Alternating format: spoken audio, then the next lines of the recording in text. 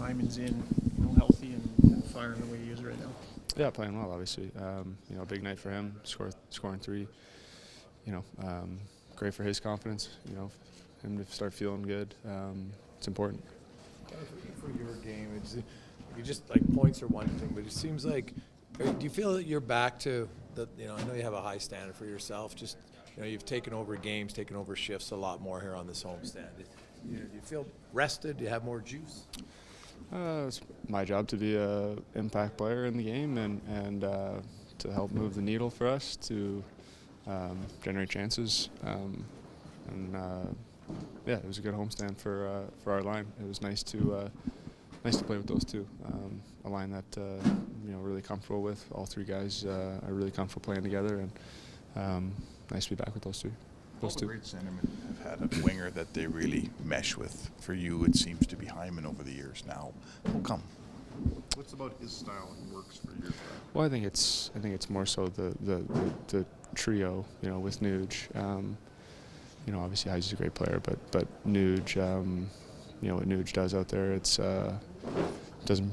probably doesn't get enough credit for what he does.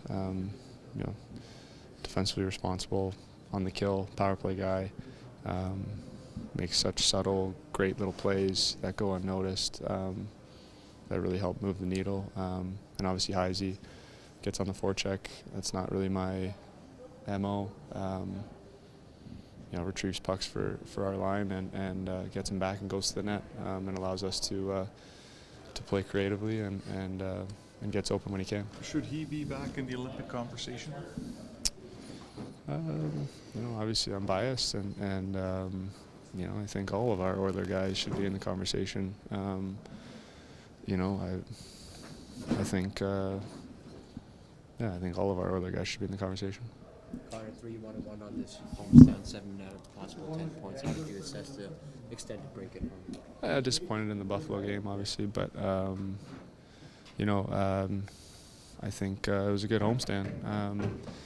Not just the record, but just how it looked and how it felt. That's more important.